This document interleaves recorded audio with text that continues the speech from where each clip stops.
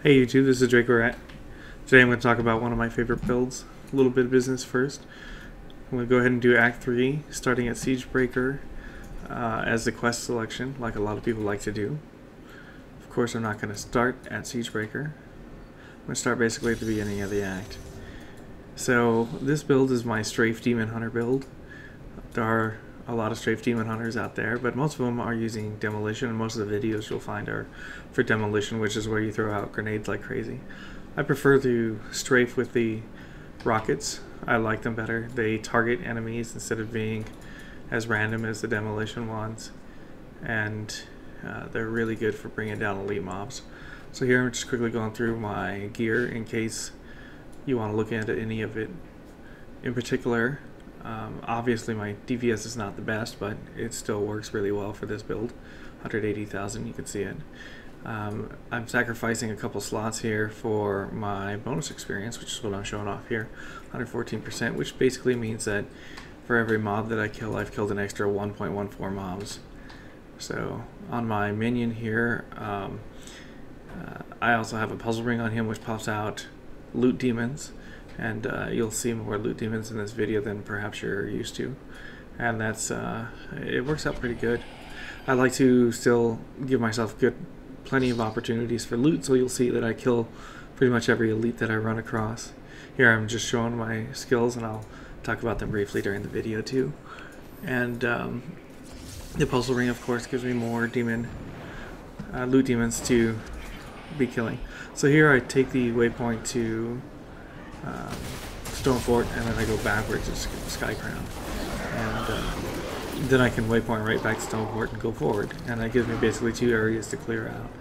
And so this is your first opportunity to go ahead and see this in action. I'm sure if you've seen the Demolition Strafes, you've seen them tearing stuff up, but you can compare that to how the rockets are. If you've never seen it before, you can take a look at some of the strengths of this build right here. One important part about trying to level up quickly is you want to be able to quickly go through mobs, basically without ever doubling back. Here I do a little bit of doubling back, but I have elite mobs here. And so when there's elite mobs, like I said, I like to kill them. I like to make sure I maintain my buffs and give myself extra opportunities for loot. So here I am taking out the elite mobs, and then I'm going to continue on. You'll see as the video goes on, I very much ignore regular mobs if they don't die. I just keep going and going and going. I of course try to kill whatever I can on my way past, and you can see that occurring right here very nicely.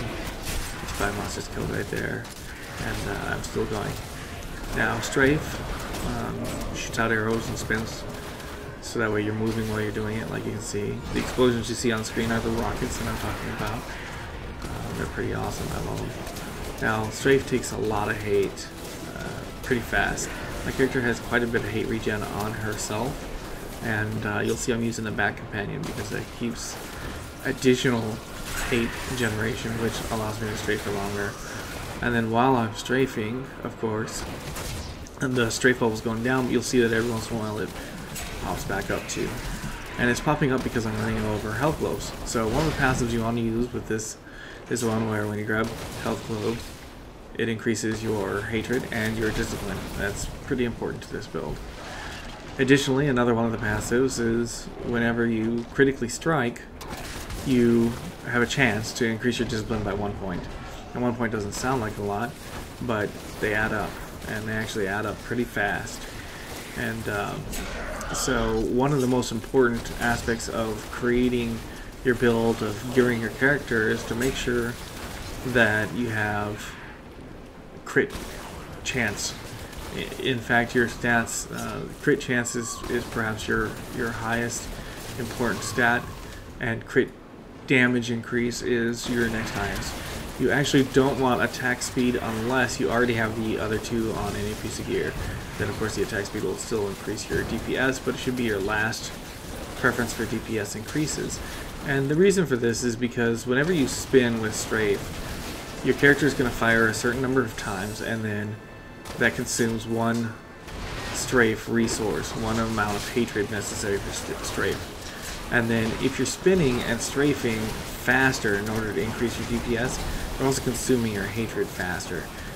And so therefore, if all your DPS is coming from spin really fast, then your hatred is also going to dump really fast. So you want your damage to come from the other sources first, and then attack speed only once you have the other ones gone. Now I died there, and I do die a few times with this build from here to there. What's particularly troublesome with a strafe build of any sort is if you're knocked back because it interrupts your strafe, if you're jailed because you can't strafe at all, or any sort of crowd control effect like that where it really reduces your movement speed. Those are the killers.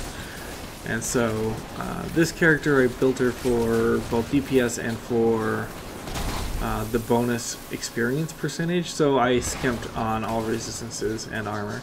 And so I just understand that every once in a while I'm going to take it in the shorts and I'll have to run back some. I've considered, you know, what's the difference between doing that or dropping the bonus experience and running back perhaps less often, but I think it's worth the extra run back that I do every once in a while. Now I skipped the stone fort portion of my run here in the video just to stop it from being an hour-long video, because there's a couple times throughout the video where I go down the wrong paths, and a couple times I die and have to run back to my corpse, and this video is not really about showing off the entire run itself, but rather show off the merits of this build. How well you do your build and how well you manage your character is going to determine the effectiveness of doing these types of runs. So here you can see me clearing out a whole bunch of mobs all at once. I mean, if you'll watch the resource meters, you know, hatred goes out. Well, there I am. I'm jailed. See that? Jail's terrible.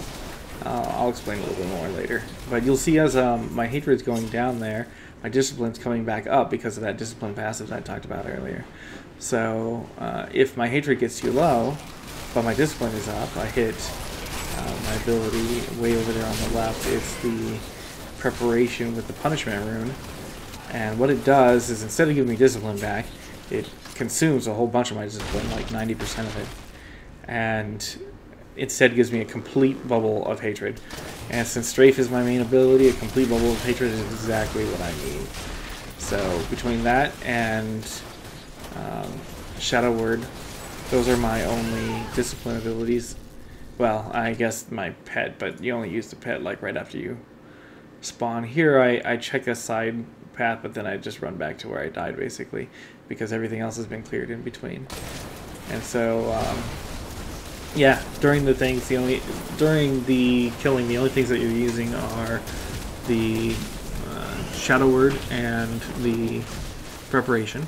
You use preparation basically anytime that there's a bunch of mobs still left on your screen, and your hatred is under half a bubble, and preparation is able to be used. You use it to bring the hatred right back to full, and you keep going. Now, your Shadow Word ability, what you need to do is put either Blood Moon in it, which increases the amount of lifesteal that it does, or you put Gloom in it, which is what I'm running with right here. I'd say that if your resistances are high enough to where things can hit you multiple times before you die, then just go with the lifesteal one. But if you want to make sure that things can't one-shot you and your resistances in your armor aren't that high, go with the Gloom one, because it increases, well, what it does is it decreases the amount of damage that you take by 35% every time you have it up. And here's the thing. Strafe, when you right-click and you start holding it down, is considered one attack. You'll see the call-outs all the time for how many enemies you've killed with one blow. When an attack began, any buffs that you had at the moment of the beginning of the attack will continue to go throughout the entire duration of the attack, is how the game is written. And so, if you activate the Shadow Word, and you can keep Strafe going, then however long Strafe is going, that Shadow Word is going for as well on the Strafe, even though the buff itself will disappear off the bottom left edge of the screen.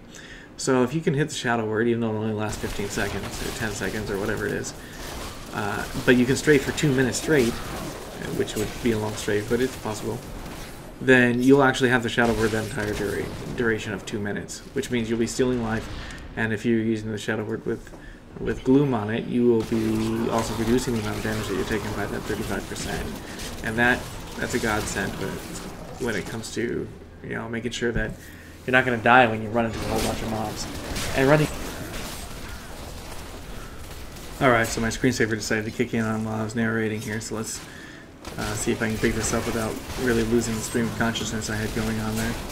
So with Gloom constantly on your strafe, what I was saying is, of course, you're not going to die a lot because you're going to constantly be stealing back your life. And while you're running around and running past mobs, so you see what I'm doing here, right there, is I'm going back and forth through the mobs just like a whirlwind barbarian would.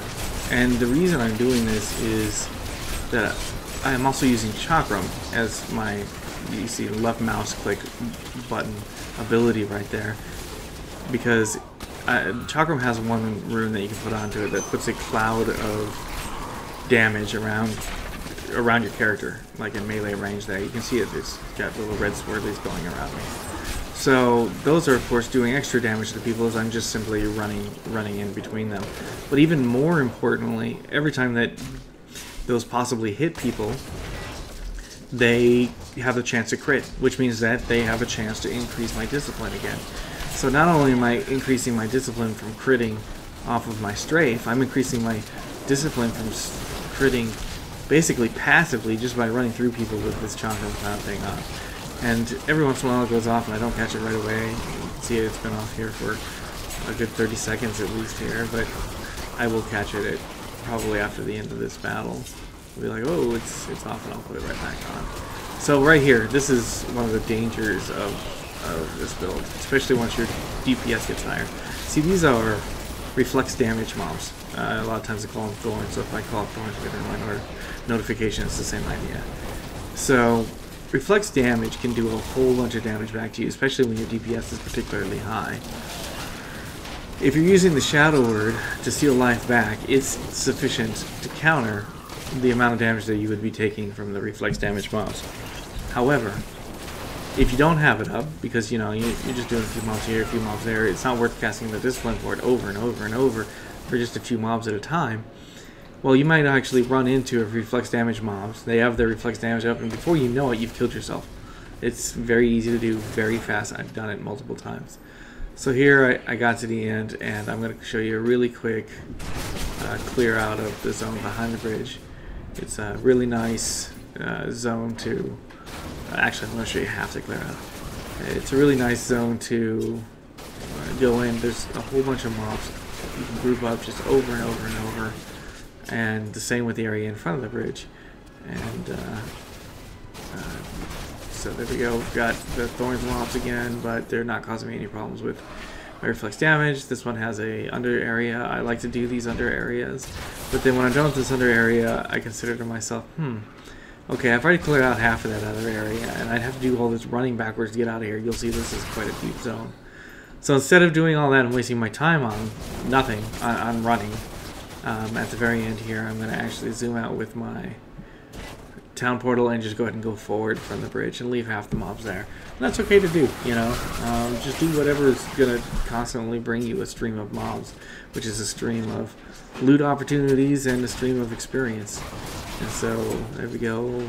Mobs are pretty scarce here. Of course, that's a loot demon right there. I love those things. And I think I cleared this out right here and basically reached the end of the dungeon that I'm talking about. Yep. And then you'll see this is where I teleport out. I'm like, okay, there's nothing left here. I'm not going to spend my time checking every nook and cranny. I've got most of the mobs. So now I come back out here. I hit the bridge again. Yeah, I've still got half a zone behind me, but you know what? Who cares? I've got a whole zone in front of me. Let's just go. And that's what I do here, activate it. And you're going to see how well this build can work right here in just how many mobs I round up, and then I go through and just flatten them all. So, here I'm still rounding them off, Now I have to avoid those people with those hands because, like I said, I don't have a lot of resistances. Those hands do an inordinate amount of damage, and so I'm just making sure I round up some mobs. And we go ahead and just round up some more there. Those ones died pretty fast. So this is part of the key to being able to farm fast and effective. You need to be able to kill stuff really quickly. Basically in one pass, except for the elites. The only elites, if it takes you a couple of passes, that's okay. Now, unfortunately, like I said, if your movement speeds decrease, it can be really a big hit to strafe, and you see it there. So I come back in. That was to the left that I went the first time. Well, there's mobs to the right. I don't have to go back the same path. And you'll see here, I go to the right and I find more mobs, I clear them all out. I'm doing this in super fast speed for you now because, like I said, this is not about sitting there and watching the entire run that I did, but rather to get the highlights, you know, get the idea behind the strat for the class. And so I go, and then I'm still firing like crazy. I probably should have stopped in the middle there just because it was so desolate, but I felt sure there was mobs. I was just wrong. Those are those people that killed me a minute ago. I get my sweet revenge right there. They're gone. And then I go on up to the bridge. Oh, that's right. I go down into a cave. And I left the cave in to show you, you know, caves can be pretty good. Most of them have at least, if they're a multi-level cave, they'll say level 1 when you go in. If they're not a multi-level cave, it won't say level 1, by the way. And if they are a multi-level cave, they will almost always have at least 2 elite mobs and a resplendent chest. This one ends up with 3 elite mobs and a resplendent chest. It's wonderful. So I didn't think all of them were dead there, and then I saw that there's yellow loot on the ground, so I know they're dead. So coming around here. Now you don't want to take a side paths that you're gonna have to run mag down, but here I wasn't. There's a point where I come to a side path, and I know it's a short one because I know the layout of this cave. Quickly dodge in there just to see if there's any elites. There's not. I go back out and keep going. But most caves have like these huge side areas that you can go down that aren't part of the main, and if you know which direction the main way is, avoid them. You know, there's no reason that you need to run in to a long path and then stop and then have to run out while doing absolutely nothing the entire way. So I think I'm about to come to that. No, that's later. So here I am, you know, I'm just clearing. I ignore the oddball one mob here or there. I see that behind me. And then once there's a whole bunch, I start clearing again. And a lot of times the ones that were behind me, here's where it is. This is the little top path I was talking about. When there's mobs behind me, they'll catch up, you know? They can catch up to die. I don't have to kill them the moment that I see them. Goodbye. So there, those nice little green wings is my life stealing, you know, from the Shadow Word. And so I look for that a lot to make sure that I have my Shadow Word on, or that when I start a strafe, it's going to be Shadow Word enabled. So here we go, level 2. I forget already how many I killed outside. Well, I think I only put one elite pack out on the top level. But here's an elite pack. Yeah, they take me out because they stun me.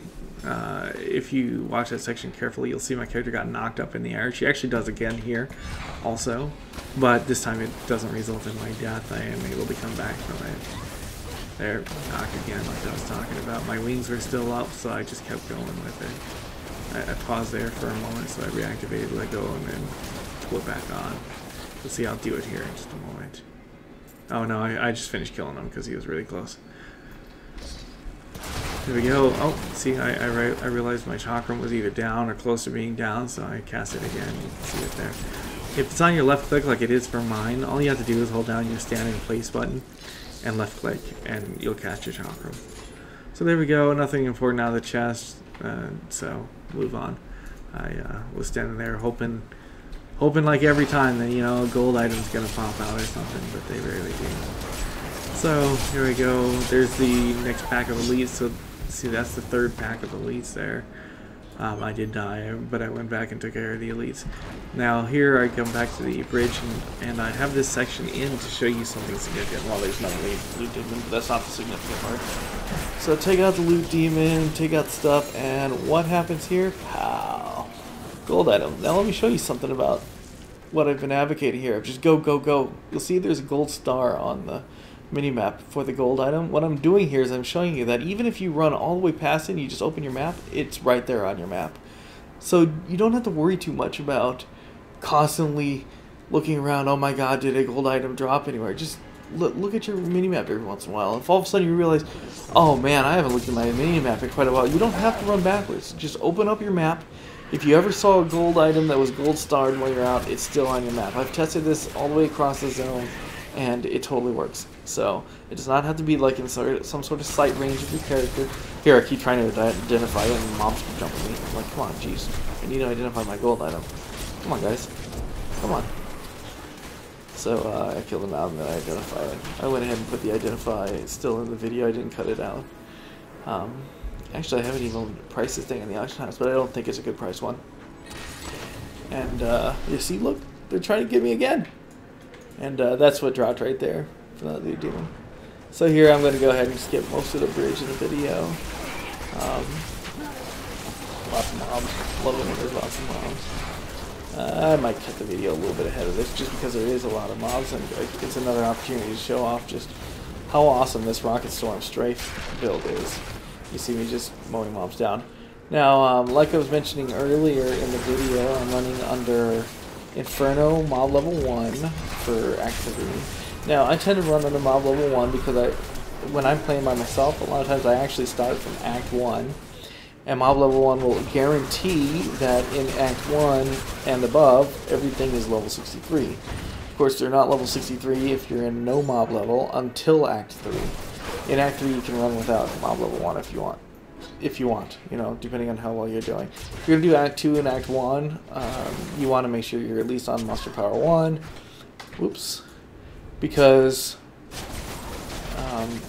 like I said, everything is 63 at that point. And that's important for your loot, you know, your experience as well. And so that's the whole goal of doing this. Level up fast, get better loot, have some fun while you're doing it, right? So, how do you know what monster power you want to be at? I mean, you ask yourself, hey, shouldn't I be at monster power 10? And, you know, you might look at the cross sheet and say, oh yeah, you know, big huge experience bonus at monster power 10, but it's a bell curve, right? So the curve is determined by how fast you can kill mobs versus how much experience each one individual mob is going to give you. By the way, I screw up my build here and I run out of strafe. Look at this.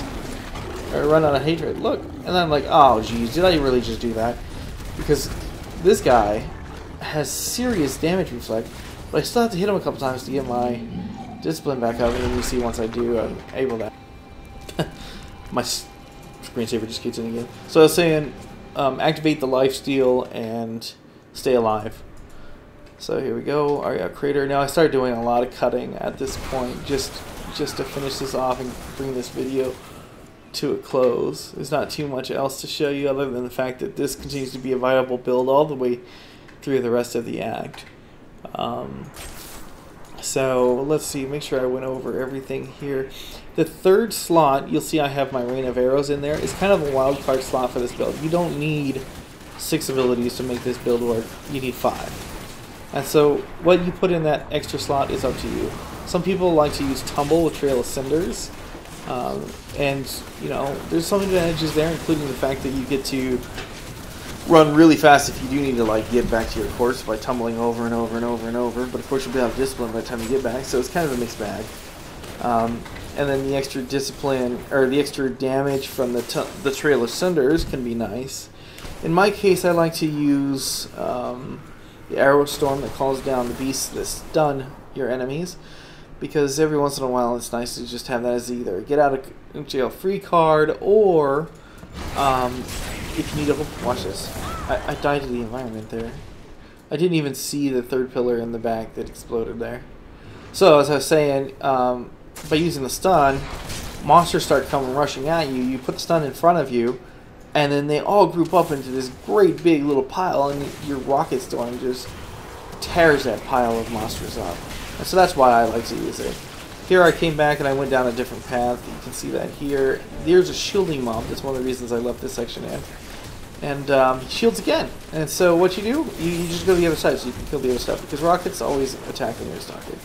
See, and then the shield goes down, take care of business, clean up, go on with your life. Well, I lost a loot demon there. So many loot demons, and I didn't see that one pop out.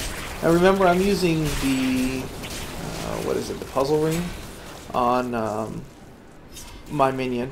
And so some of these loot demons are simply a result of him taking a beating with the other mobs. So, just like before, you have to babysit him because, you know, he's a retard. Well, you have to babysit him because now he also has loot demons that pop out of him. So, if you're not babysitting him adequately, you lose out on your money. Just like babysitting in real life, right? Okay, there we go. Take out some monsters. And then I think I'm going to do some fast cuts through here. Video cuts. So, if you're going down the proper path in these paths, this guy, you know, Asmodan, he starts talking to you, and that tells you you're on the right path. And there's a lot of mobs everywhere here in the Abyssal Paths, but there's also a lot of tracing back if you go down all the side paths, so I don't like to. I like to stick with the goal, which is to get to the end of the path and keep going with the run. So that way I can get on to the next run as fast as possible. That's why I don't stop to pick up yellows. It's all about kill, kill, kill, loot, loot, loot. Or, well, not really loot, loot, loot. Experience, experience, experience, I guess is what I'm saying. So here we are. We've all seen the Heart of the Damn, Heart of the Curse, right? You don't need to sit there and watch me playing it. I just do a few highlights here. This is the first Idea fight. She doesn't stand a chance, as you'll see. No problem whatsoever. Of course, she's a pushover in this fight anyway, but I mean, she's already done. The Templar went ahead and gave her a stun as well. Demons pop out, and then one of the strangest things here, I like never ever ever see what happened here, and that is that there's no mobs at the end of this. Look at this. Top up here, nothing. This totally surprised me. I'm firing because I'm expecting mobs to be here. Nothing. Completely empty. It's like, what? So anyway, carry on. So here I am coming back through the Abyssal Paths again. This is the second set of paths. There's 3 in total, right? And let's see, I'm sure there was something significant here. Another nice kill. I love it when these things all group up like crazy. They're like free kills, free experience, free health bubbles. They're wonderful.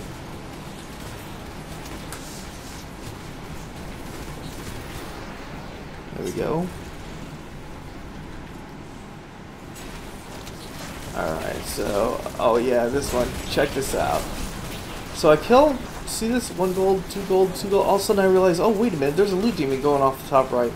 I turn around, I'm like, whoa, hold on, loot demon. Take out the loot demon. Then check this out. I'm like, okay, yeah, you didn't leave anything back there. It's worth anything. Let me go ahead and come over here and take out these. What's that? It's another loot demon. Seriously. I don't even know. I love it. Absolutely, I'll take it. So how many loot demons is that this round? It's like 6 or something. And then pow, back into the next tower. We've all seen it. So here's a Sidea fight. It's like nothing. I mean, Sidea, you know. Just look at those. She just goes down. And just like that, it's over. Alright. Philistine hard, be on my way. She didn't drop anything significant. There we go. Speed this stuff up.